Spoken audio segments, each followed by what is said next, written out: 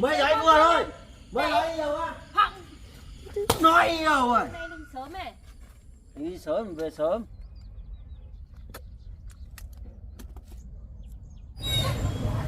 Đấy rồi. Chán số rồi. Dương ngon không chị? Nay mình buồn lắm, cô đơn. Mình buồn lắm, sợ lắm. Hôm nay anh chẳng về, không biết thế nào. Đi sớm phải về sớm mà bây giờ mới về nhà này. Có việc.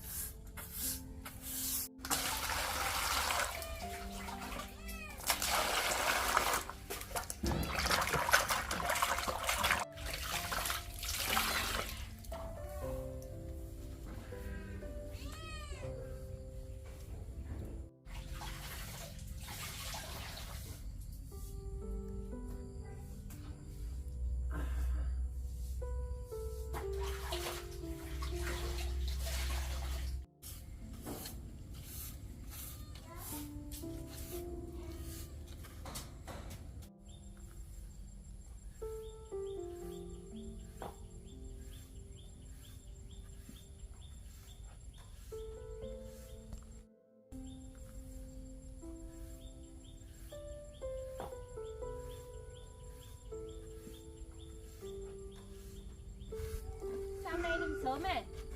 Đi sớm về sớm.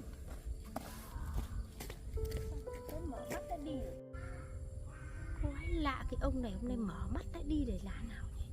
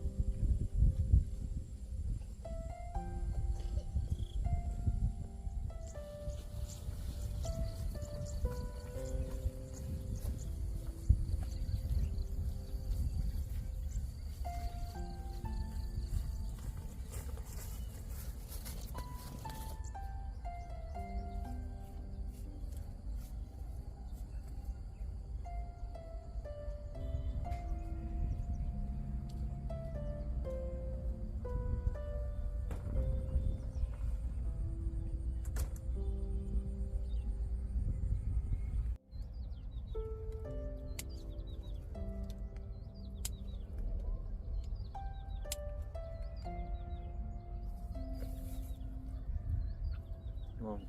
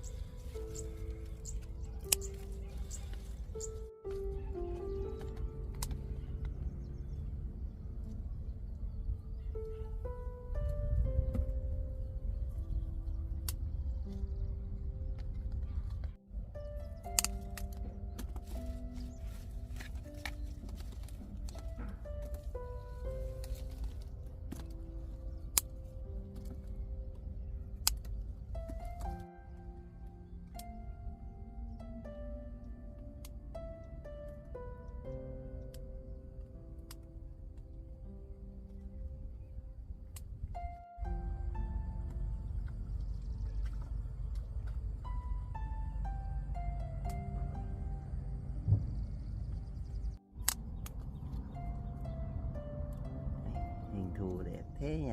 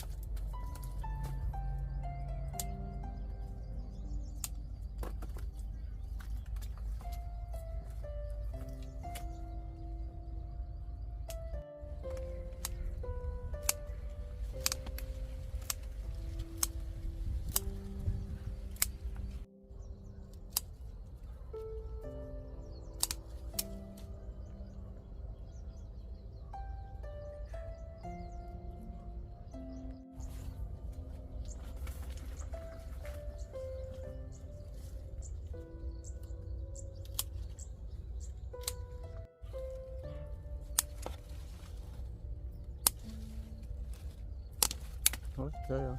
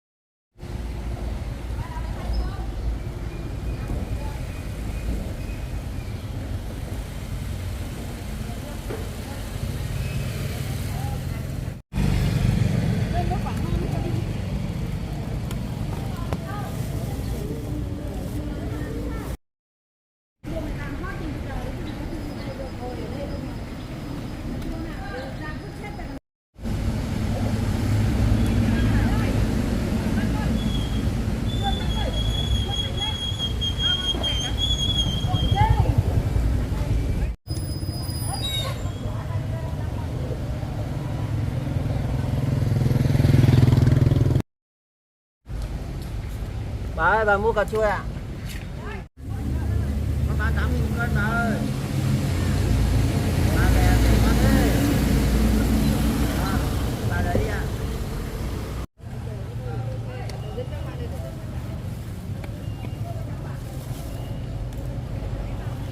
Cứ để cho tôi nhặt.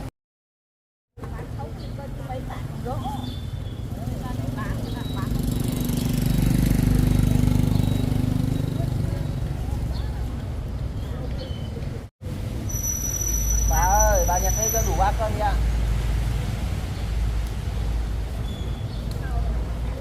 Đó, bà được cân nào con nhặt cho để bà.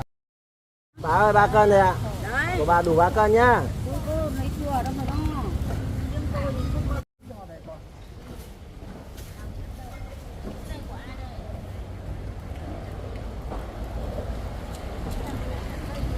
ơi ra đây chọc cân ạ.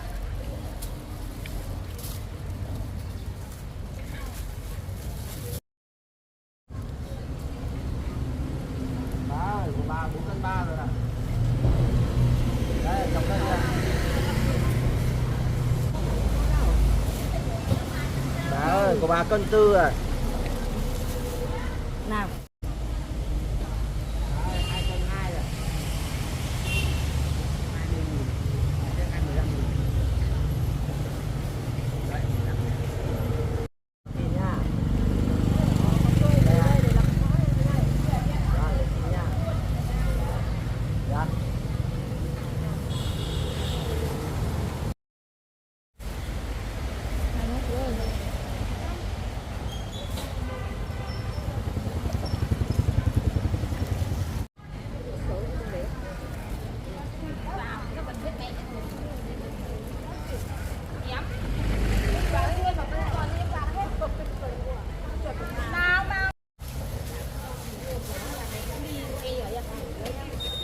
Cân tư vậy ạ. Lấy thêm đi ạ. Có 424 với có 8.400 rồi ạ. Rồi mình đi nha.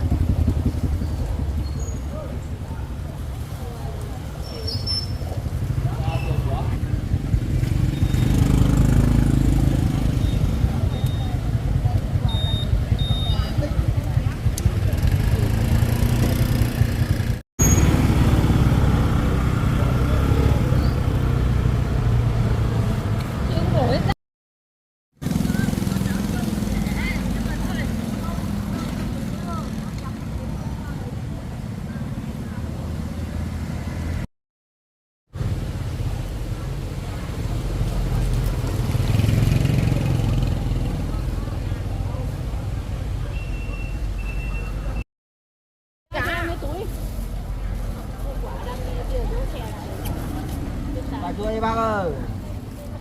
5.000 cân thôi ạ. 5.000 cân. Đây bác ơi.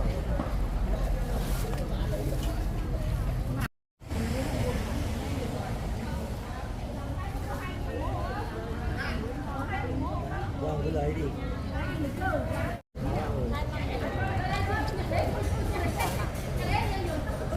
Rồi cà chua này về chỉ cho vào kho tiếp ấy. Nhưng mà mềm lắm. Đây đây, quả cà ngõ ngon rồi. Hôm này là lấy xong là nhúng vào mà. Lấy cà chua tất cả nó bó này. Rất là cầm một cái đó.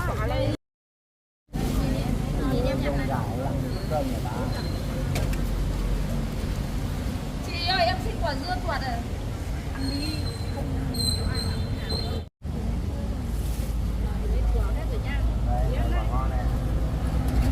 Nó không mềm ấy, ngon mình biết là nó ngon rồi. Nhưng mà nhà có ít người ăn bao giờ chứ hết. Bán bao nhiêu tiền cân, người ta hỏi bao tiền cân.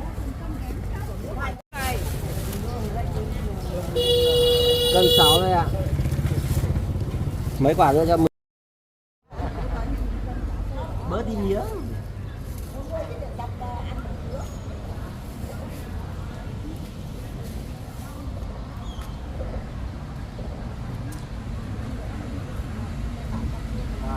Cảm ơn nha.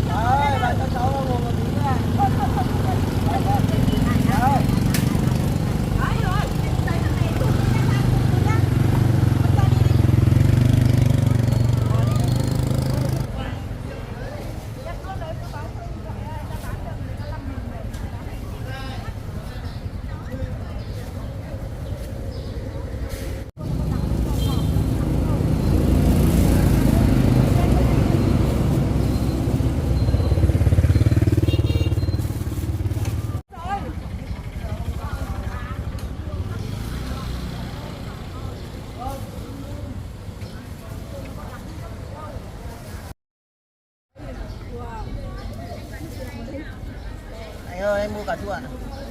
Anh ơi, nào cà chua nào hết này. Rồi em bán đây, bà người ta không cho ngồi chỗ người ta hết của em. Thôi được, để đây tôi mua hết được. Vâng.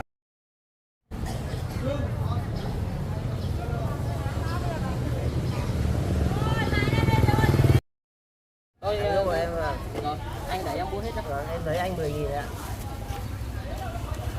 Vâng. Thôi đây, tôi cho anh tôi mua này. Vâng, cảm ơn anh nhá.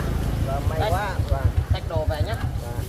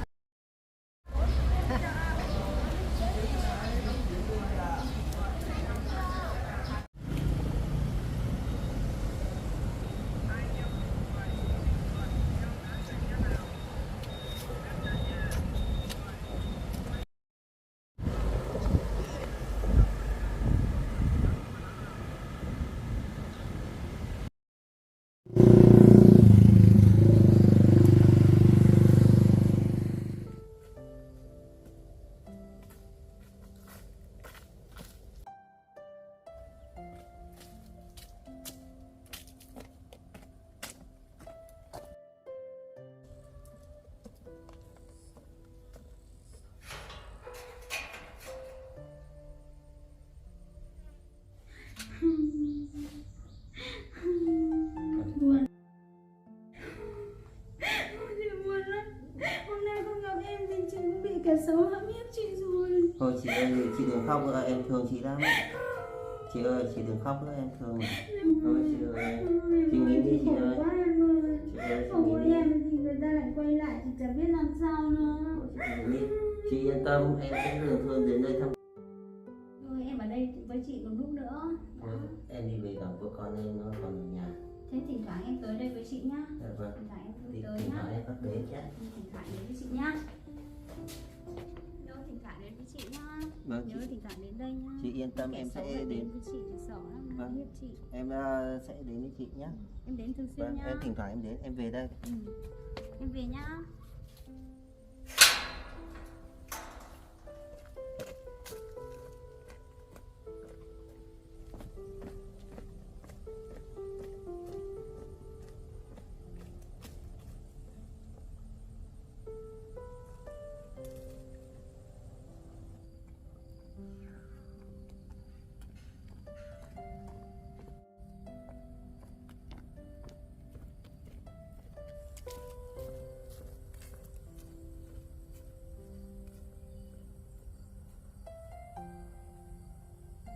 Chị ơi, chị ơi, chị ơi, chị có nhà không? Chị ơi.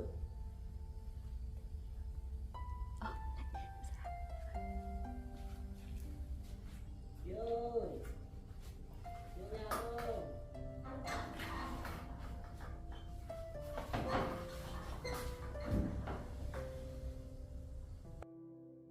Chị ơi, nhà không? Xe đây mà người đâu nhỉ? Gọi mãi không? Chị ơi, chị sao rồi? Em à. Chị nào đấy? Chán số rồi. Chị mệt quá, chị mệt quá, chị ốm, chị đau đầu quá. Chị ơi, chị đã ăn gì chưa? Sao trông mệt mỏi thế? Chị mệt lắm, chị chẳng muốn ăn gì em ạ. Mệt lắm chị chỉ sợ kẻ xấu đến thôi. Chị no chẳng ngủ được. Sao hôm nay em mới xuống với chị thế? Chị yên tâm, em giờ em sẽ đến với chị. Thế để đi, em đi mua thuốc cho chị nhá. Thôi không cần đâu em. Chắc tại chị no quá nên là chị bị đau đầu. Chị mệt thôi. Chị không cần đâu. Thế kia em mua có quả dưa kia em lấy cho chị ăn nhé.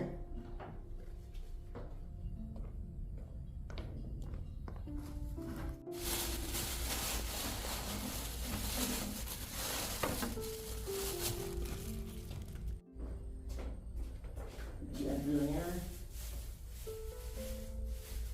Em chị ơi, em thấy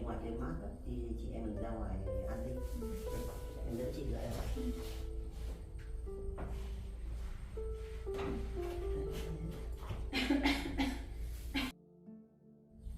chị.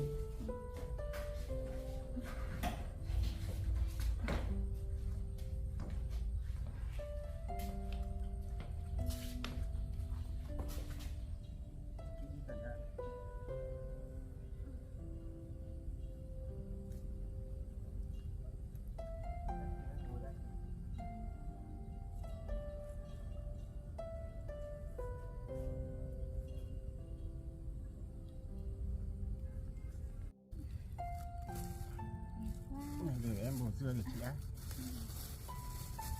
Trong này sáng sáng hơn như là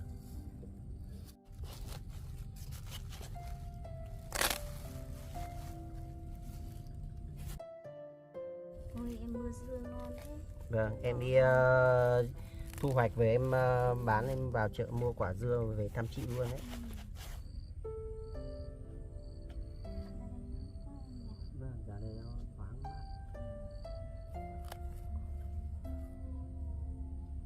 Chị ăn dưa đi. Thôi em ăn thịt chị này lắm chị không ăn đâu. Đấy, Em bỏ ăn đi. đi. Em ăn đi. Chị ăn đi. Dưa ngon không chị? Ngọt quá em ạ. Vâng. Em ăn đi. Chị Em ăn nhiều vào nhá. Em ăn đi. Chị cứ ăn đi. Ngọt lắm. Em ăn đi.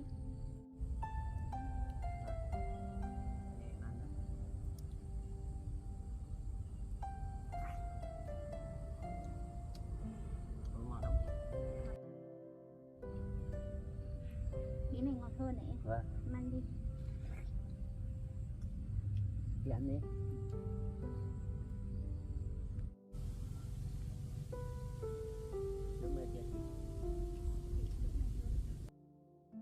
Chị ăn thêm nhiều vào nhé.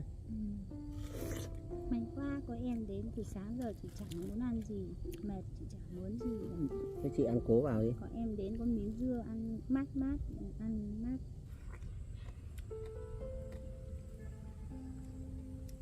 Thế bây giờ vợ con em khỏe chứ? Giờ em ở đâu rồi? Em thì nhà bị cháy ấy. Thì em lại đi chồng em phải đi thuê đất khác ở. Vâng, vợ em thì vẫn bình thường ạ. Thế cuộc sống của em cũng khó khăn nhỉ? Vâng. Bây giờ cũng khó Thế chị mua đất đây à chị? chị cũng từ ngày hai vợ chồng ly hôn thì chị cũng khó mua được mảnh đất. Cái đất của chị đây, chị mua đất ở đây này em này. Rộng thế chị nhỉ? Thì em có ấy thì hay là em chuyển về đây ở cùng với chị. Đây đất của chị đây. Ôi, đất của chị rộng thế nhỉ? Nhưng mà cũng làm gì đâu em, mỗi mình buồn lắm, cô đơn lắm, đất rộng chẳng làm gì. Ôi chị ơi, không phải khóc nữa, không, bây giờ không phải cô đơn nữa đâu. Chị ơi, chị đừng buồn nữa. Chị buồn quá, chị cô đơn quá. Chị chỉ muốn có một người chồng thương chị, yêu chị. Chị cần ước có một người chồng như em. Chị cô đơn quá. Chị ở một mình buồn lắm, sợ lắm em ạ.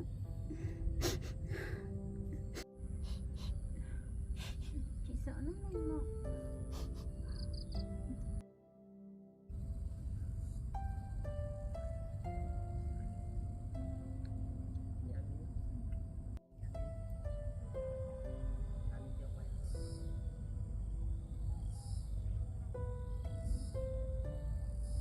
Chị ăn no chưa? Chị ăn đủ rồi em ạ. Chị ăn được không? Không, chị ăn đủ rồi chị. Ủa nữa cho chị ăn Thôi nhá. em ơi, chị ăn đủ rồi, chị không ăn nữa đâu. Chị không ăn nữa à? Thế thôi để em mang về cho vợ con em ăn đã. Để em mang về cho vợ con em nhà. Ui vợ em hạnh phúc quá, em quan tâm vợ quá. Em ơi, hay chị bảo đất chị rộng này em chuyển đến đây rồi ở cùng chị để bảo vệ chị, có chị có em cho đỡ buồn, chị đỡ sợ. Để em về em suy nghĩ đã nhá. Thì ở nhà còn có vợ con em. Trời sắp mưa rồi, chị em mình về đi. Em về đây. Chị vào nhà đi. Đi chị.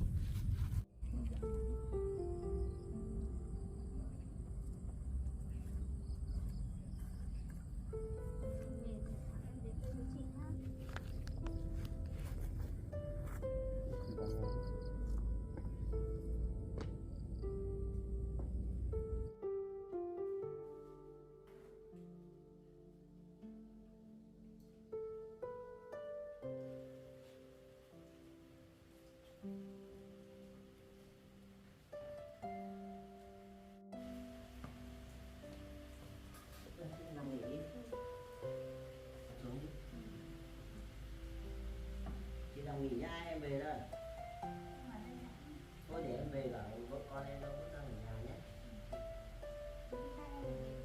Vâng.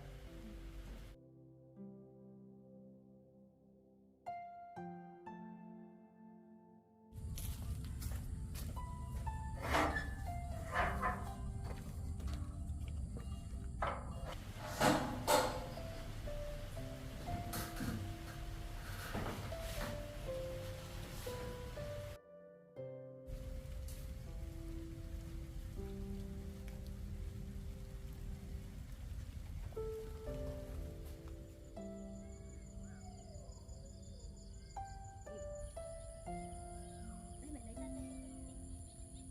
Ngồi đây nhá. Đừng cho cu nhá.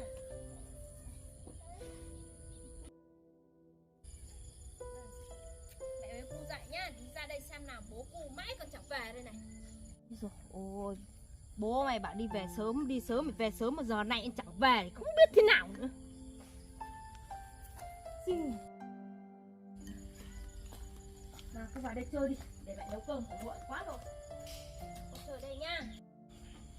Cu chơi ở đấy nhá, để mẹ nấu cơm nhá.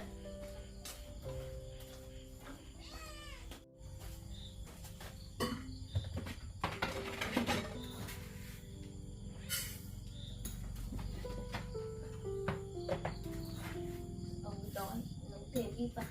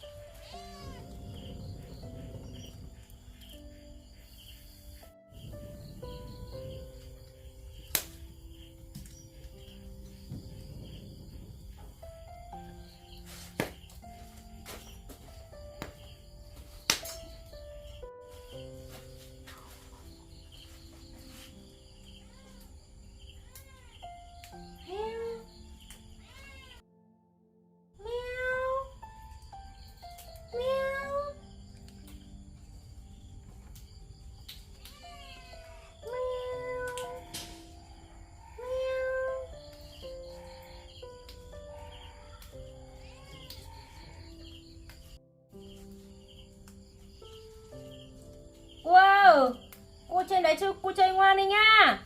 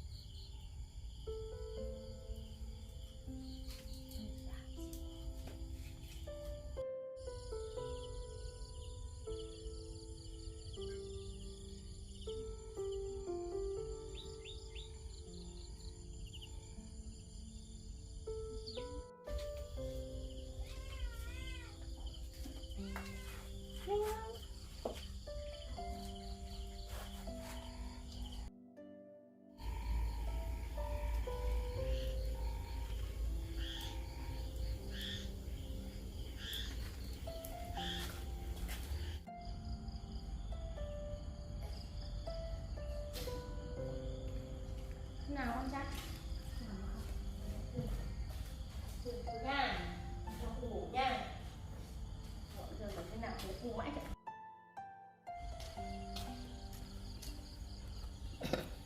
Trời sắp tối rồi.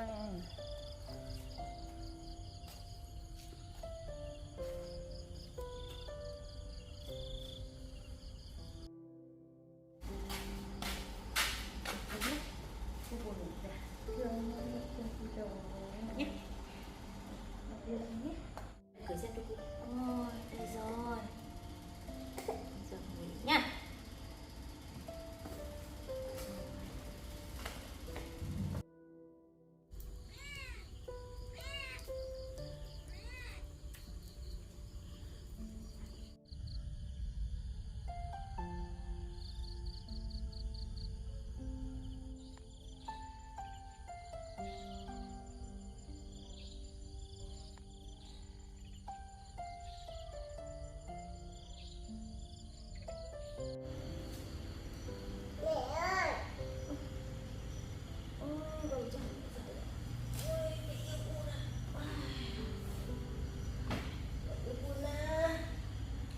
Ôi trời chết. Ôi đi xuống đi chết. Rồi cơm của mẹ con này. Ôi trời.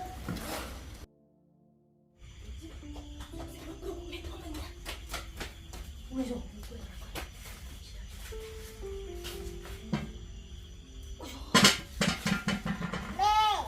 Nào ra đây mẹ. Em ơi, mẹ Cua ơi, Đó. mẹ Cua ơi, mẹ Cua ơi. Nấu Sao cơm hôm đây nay à? bảo là đi sớm phải về sớm mà bây giờ mới về nhà này. Có việc. Anh lên chợ mua rồi cái dưa này, về mẹ con ăn này. Con ăn dưa đi, để anh thay đôi dép á. Thế anh đi đâu mà là hôm nay về muộn thế? Anh đã bảo đi có việc. Thế cơm đã chín chưa? Đây anh bế cung cho em tí đi để em dọn dẹp. Ôi dồi, dạ bố nha. Thằng cô này nó khóc chẳng làm ăn chuyện gì cả. Ôi nhìn này. Sao mà hôm nay mà khóc thế nhỉ? Anh làm gì mà không cáo con đấy? Tại mày ấy, mày có chiều con thì làm được. Chiều cái gì mà chiều? Phải to to được chứ. Trẻ con thì cứ chiều hón máy nó chứ. Cứ trả cho mày đây, đây bế đó. Thế anh phải dọn cơm đi. Đi về em mới về nhà lại còn cáu thì con nữa. Động tí cái lại cáu. Ở nhà có mấy việc trông con như bếp núc mà không làm được. Việc gì đến tay tao à? Anh nói gì thế? Một mình em con nó bé ở nhà làm sao mà em làm hết việc được? Anh thì bây giờ anh đi đâu bây giờ anh mò xác về? Mua thuốc rồi không làm được trò trống gì cả. Anh bảo anh nói ai? Tao nói gì mày sai à? Mày nhìn nấu cơm đi. Mày nấu cơm cháy đây à? Đây là thằng cu nó ngủ thì em chắc chẳng may nó quên đi chứ làm gì mà ấy này. Bây giờ anh bế nó đi em nấu lại cho anh ăn. Nấu ra gì nữa? Thế anh biết điên à? Không nấu gì thì nấu lại chứ làm sao mà có thể động thì cái hỏng ấy em có thể sửa lại được. Anh tự nhiên bao nhiêu ngày tháng tự nhiên bây giờ anh dở trứng gì? Mày nói gì đây? Hả? Tao còn đập cả mày nhá. Anh rồi, nó hỏng thì anh Mày sẽ nói có vừa tiền. thôi. Mày nói nhiều á. Hỏng. Nói nhiều rồi. Anh sống với kỳ vừa thôi. Anh chỉ biết bản thân anh rồi, anh đi về muộn thì ai bảo cái gì anh? Mày nói vừa thôi.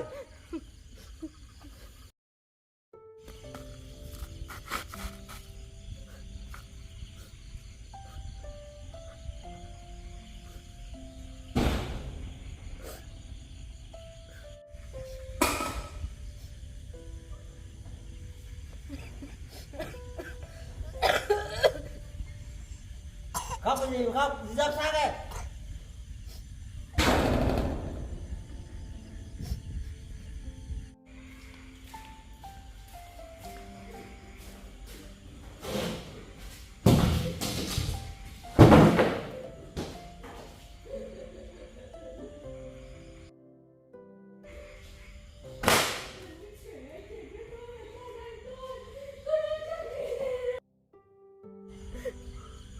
Thật là bất công. Tưởng là gặp được người tốt mà lại không phải là người tốt.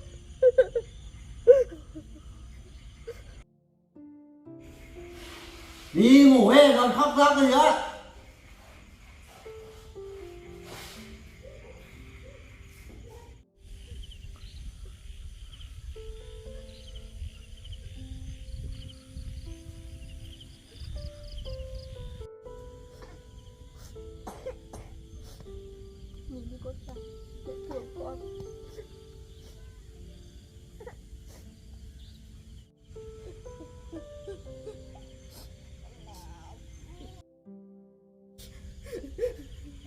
Con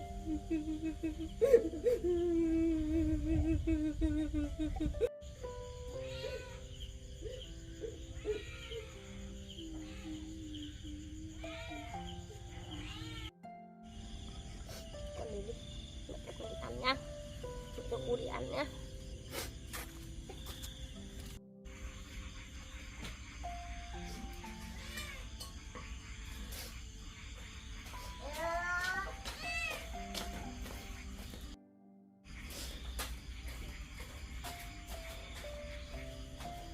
Con ăn cơm.